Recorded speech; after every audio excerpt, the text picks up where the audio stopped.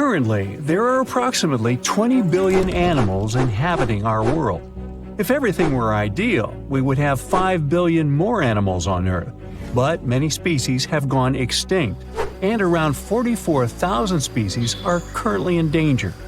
The largest, most recent mass extinction event in history occurred during the dinosaur era, leading to the eradication of 75% of species on Earth.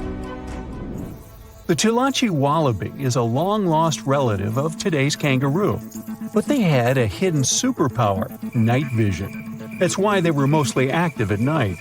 They were 3 feet tall and fed on grass, fruit leaves, and other plants. Wallabies lived in grassy areas near swamps and other water bodies, but not for long. By the 19th century, their numbers had gone down, bringing them to the edge of extinction. Only 14 wallabies had been left in the wild by 1920. A rescue mission was launched. They tried to capture the last 14 animals to protect them. But the situation got out of control and 10 wallabies lost their lives. The 4 remaining ones were transferred to a special facility, and in 1935, the last animal passed away. Only one picture of the Tulachi wallaby is left now. There were reports of the animal's sightings after that, but no proof was shown, and the creature was officially declared extinct in the 70s. Short-faced bears were a unique species that lived in North America, particularly Alaska. It was a massive bear, weighing around 1,500 pounds. When standing on its hind legs, it was around 12 feet tall, a whole foot taller than today's biggest beast in this family, the polar bear. This animal was different from today's bears because almost all of them are omnivores, except for polar bears. But this monster was solely carnivorous, which was the reason for their extinction. During the end of the Ice Age, many herbivores were gone, and those bears did not have enough food to survive. They were the Usain Bolt of the bear world, the fastest Bruins to have ever lived, reaching a top speed of 40 miles per hour, which is 5 miles faster than grizzlies. There are around 400 million pigeons in the world now. Some time ago, in America, a species of birds called passenger pigeons were abundant throughout the country, especially in the eastern forests. There were more than 1 billion of them, but they went from 1 billion to 0 in a few years. They had small heads and necks, but long tails and wings and strong breast muscles that allowed them to fly super long distances. The last passenger pigeon passed away in captivity in 1914. It was named Martha. With that, the ecosystem in the U.S. has never seen this bird again. Now, elks are enormous animals, but they look tiny when you compare them to long-gone Irish elks. That elk was around 7 feet tall at the shoulder with a humongous antler of 12 feet. Today, elk are only 4.5 feet tall at the shoulder and have around 4-foot-long antlers. Despite its name, this elk was found all over the world, from Asia to Europe. It got its name because, in Ireland near Dublin, researchers found a perfectly preserved specimen. Since then, it's been called the Irish elk. The last one passed away in Ireland. The main reason for their disappearance was their inability to adapt to changes.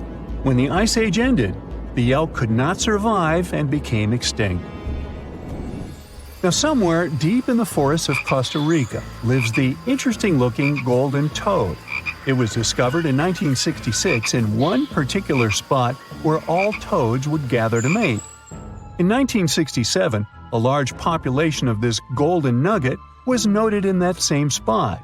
But the following year, only 10 to 11 toads were seen, and the year after that, in 1968, only one lonely male toad showed up at the spot. For years, there were searches for golden toads. In 2004, the toads were officially declared extinct. Humans were not responsible this time. The drought in the area in the 80s had a significant impact on the toads. Still, the last straw was the arrival of a new fungal species that caused the animal's skin to thicken, eventually leading to the toad passing away. This chytrid fungus is responsible for the extinction of more than 90 frog and amphibian species, becoming one of the biggest threats to their lives. Now, Canada is a very cold country, no surprise there, and nobody would expect tropical birds like parrots to live there. However, there was a parrot species that lived in America and some parts of Canada. I'm talking about the Carolina parakeet.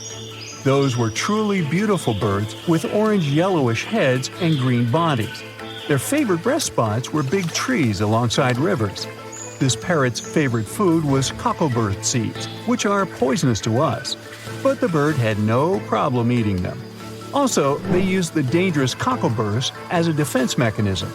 After they ingested loads of them, their meat became poisonous, and predators do not enjoy eating toxic birds. Carolina parakeets were abundant, there were millions of them.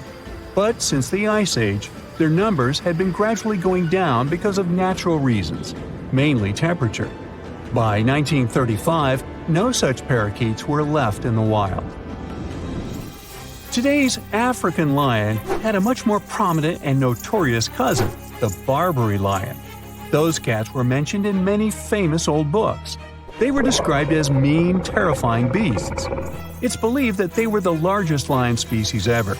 Those big cats weighed around 600 pounds and were 9 feet from the head to tail. Unfortunately, this lion was declared extinct in the 90s due to many factors. Today, we only have one photo of this animal taken from a plane. Paradise parrots were native to Australia. They were genuinely amazing birds with captivating colors. What was unique about them was their nesting habits. They only nested in termite mounds. This parrot was always on the edge of extinction, and the reason for that is still unknown. Mice, rats, and other animals also hunted them, and it added fuel to the fire. The last bird was spotted in the year 1972. Since then, paradise parrots have only been seen in museums. The Gulf of Mexico was once home to Caribbean monk seals. This species of seals enjoyed spending time in the warm subtropical climate of the Caribbean. Most of the time, they were found near reefs and islands, foraging for food. Like most of us, they also loved sandy beaches and were usually seen in groups of 100 seals, resting before the next adventure. In the year 1886, monk seals were declared extinct. You can still see this animal in 2 museums. Both are located in the UK. As we all know, zebras have black and white stripes. But once, a zebra species had only half the body covered with brown and white stripes. The rest was just brown, and the belly was white. It was called the quagga. They lived in the southern part of Africa in grass fields and wet pastures, like today's zebras, and ate grass and other plants. The last quagga perished in 1888, but not all hope is lost. Today, extensive research is being done to bring this animal back into the wild. Australia is home to many outlandish animals, but the craziest ones are probably gastric brooding frogs. This species is not like your ordinary frog that lays eggs. They hatch their young inside their stomach and give birth by vomiting around 25 fully formed young frogs. Sometimes their stomach becomes so bloated that they have to breathe through their skin. 2 species of this frog were discovered in the northern and southern parts of Australia in the 1970s by Mike Taylor. A decade after their discovery, both species are gone. The main reason for their extinction is the chytrid fungus. Luckily for them, they're also part of a de-extinction program that's putting serious efforts into bringing them back into the wild. A pre-Christmas miracle happened near the mouth of South Africa's Chilumna River on December 22, 1938. Marjorie Courtney Latimer, the curator of East London Museum, was on her routine visit to the docks. She was checking if there were any unusual catches from local fishermen. Suddenly, she spotted a strange fin sticking out of a pile of discarded fish. Intrigued, she cleaned off the slime to reveal an incredible discovery. A pale blue fish with silvery flecks, thin scales, and 4 fins that looked almost like limbs. And it was huge too, 5 feet long, weighing about 127 pounds. Marjorie actually specialized in birds, but she had always been fascinated by the natural world, including the ocean. She didn't know what the fish was, but she had a feeling that it was something special. So she had the fish loaded into a taxi and taken to her museum. She then went through lots of reference books, but no matter how hard Marjorie tried, she couldn't identify the species. She decided to show it to the chairman of the museum's board, but he just dismissed it as a common rock cod. Marjorie didn't listen to him. The creature fascinated her so much that she kept studying it and even tried to preserve it by having it taxidermied, although she couldn't save the organs. Desperate for answers, she reached out to a fish expert, J.L.B. Smith. But tough luck, he was away at that moment. When Smith finally saw the drawing, he got instantly intrigued. By January, he finally wrote the response to Marjorie, saying the fish was giving him sleepless nights. He was eager to see it in person. On February 16, when he finally arrived at the museum and laid eyes on the fish, he was stunned. Suddenly, it dawned on him that he was looking at a coelacanth, a species believed to have gone extinct 66 million years ago. This made it a Lazarus species, an extinct species that reappears after a long absence in the fossil record. It was like seeing a fossil come to life. Scientists thought that this creature had vanished with the dinosaurs. Thanks to Marjorie's persistence, this became one of the most remarkable biological finds of the 20th century. The entire genus Latimeria was named in her honor.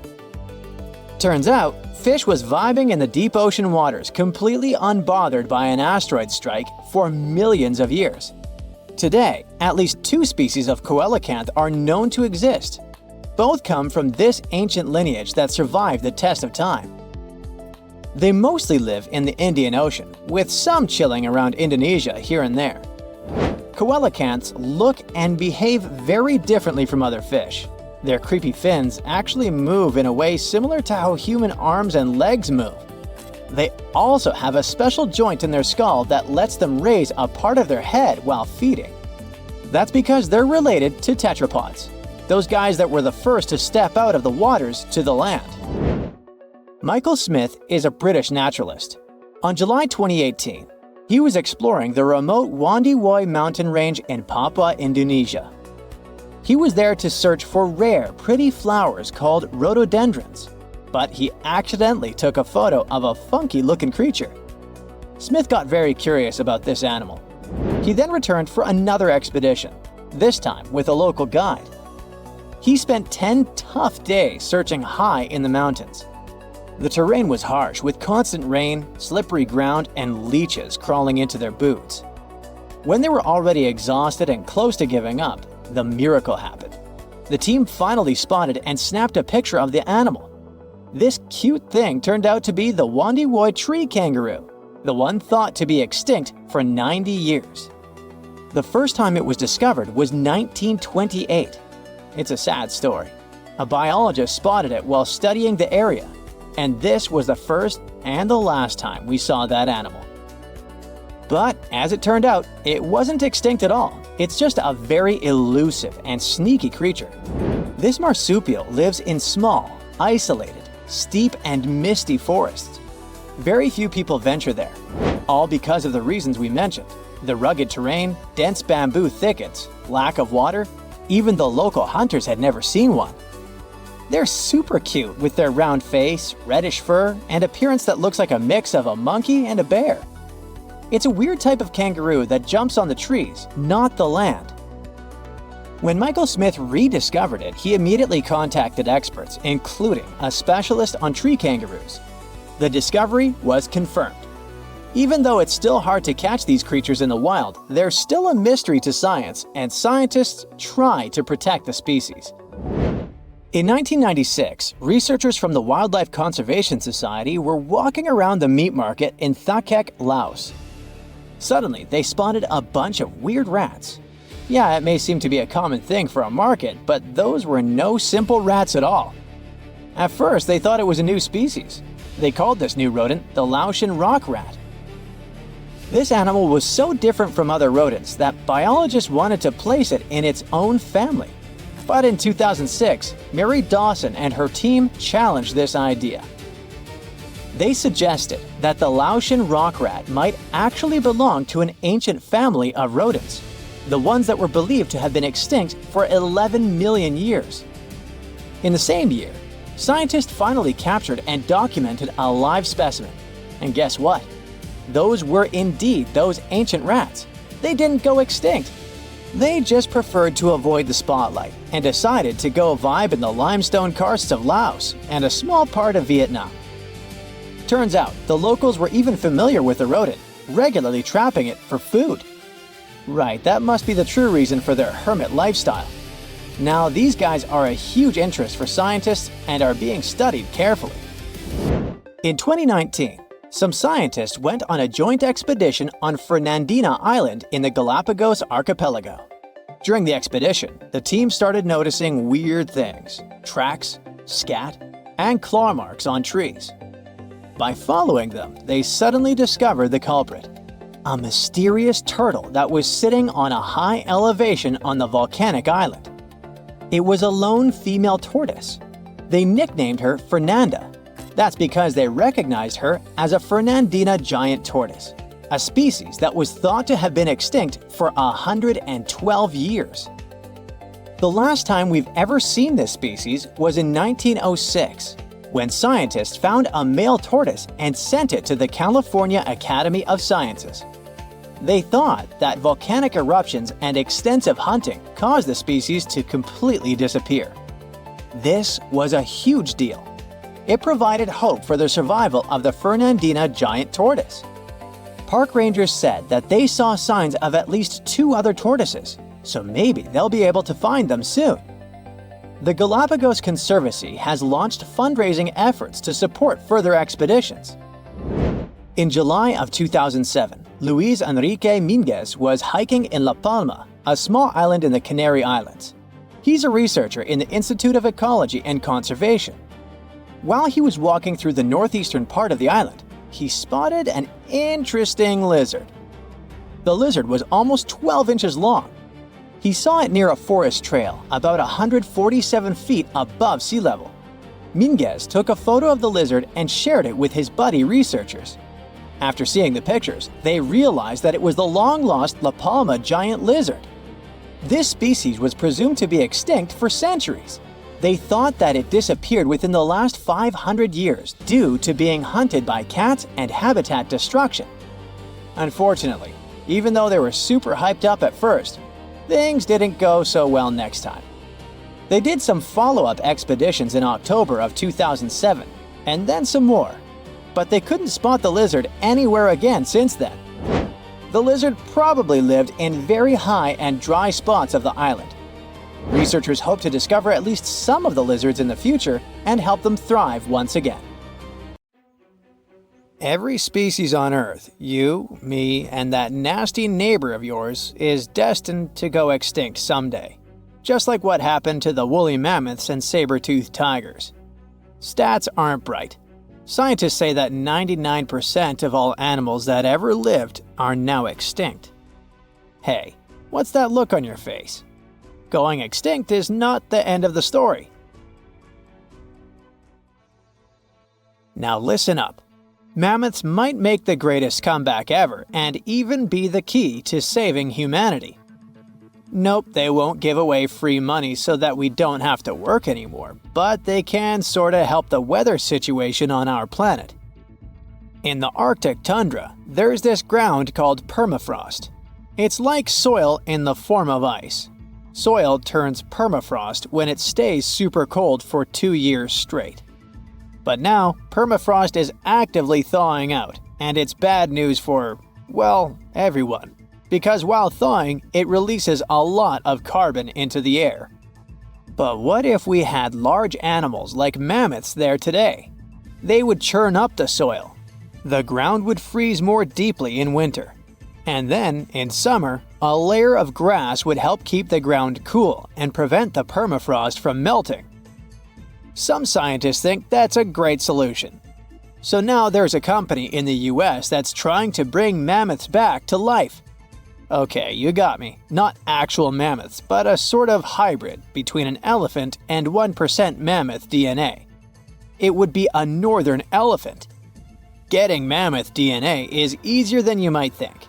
They actually only went extinct about 10 to 14,000 years ago. Scientists are hoping to have their first elephant-mammoth hybrid by 2027. Let's hope it doesn't turn into a real-life Jurassic Park. Australia. A nightmarish place and a home to the most fascinating creatures on Earth.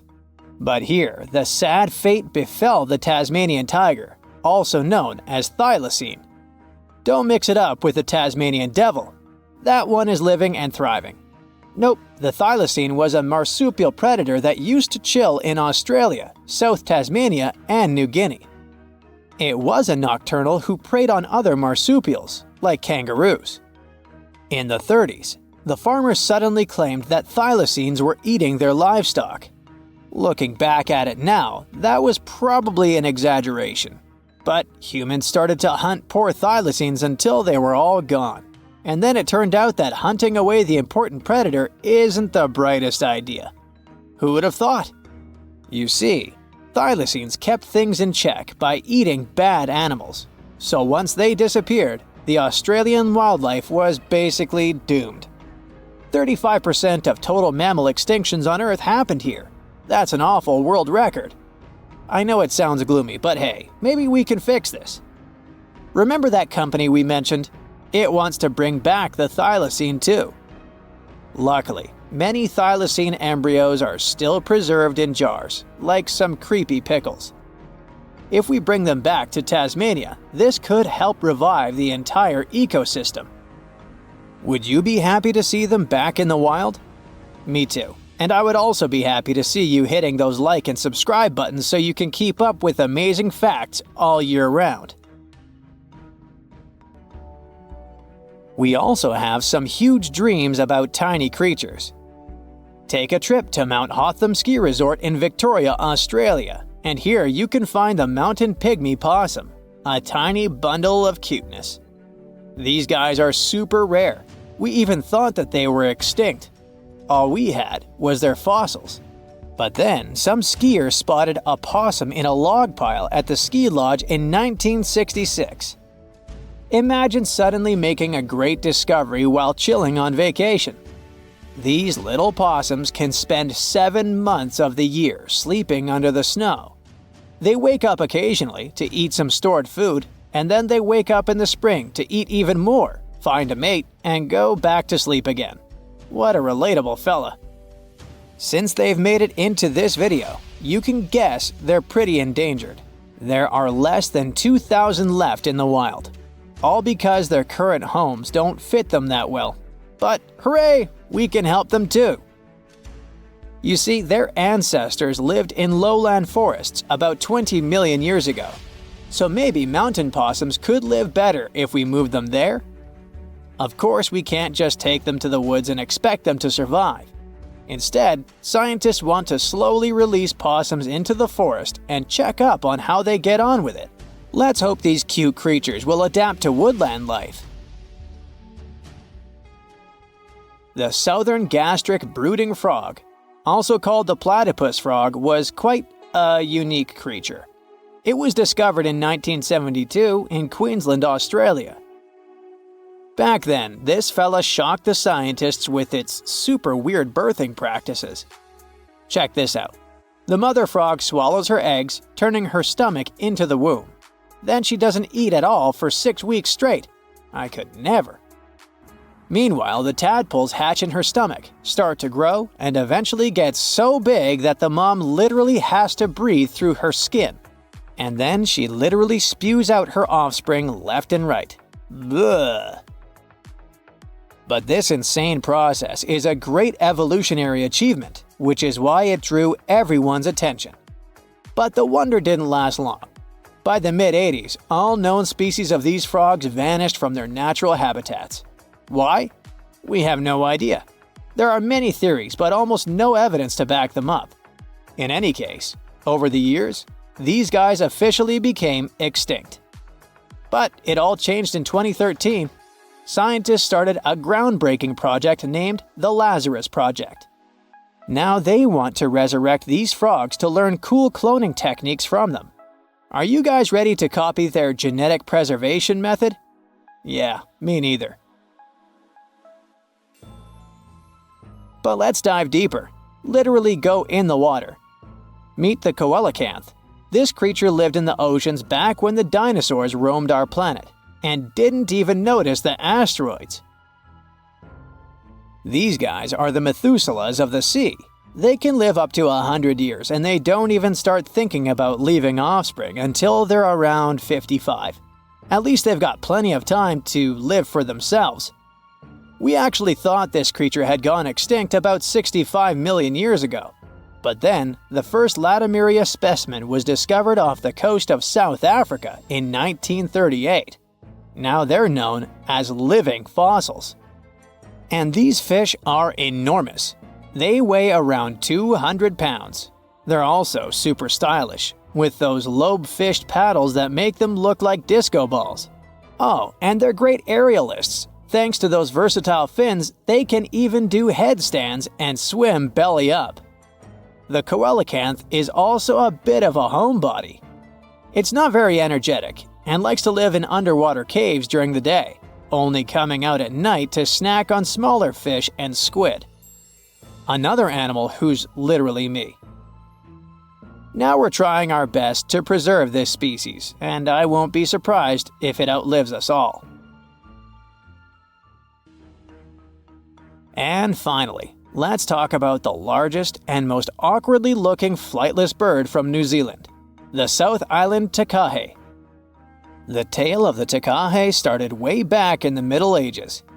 Humans accidentally hunted them all away, and by the late 19th century, it seemed there were none of them left.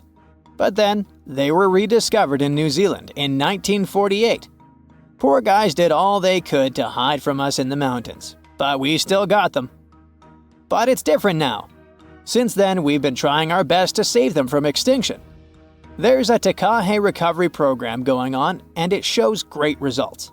They managed to greatly boost the number of birds in the wild. As of 2023, the takahe population has grown to around 500 birds. They're now considered nationally vulnerable, not nationally critical. It's a little progress, but progress nonetheless. Let's keep it up.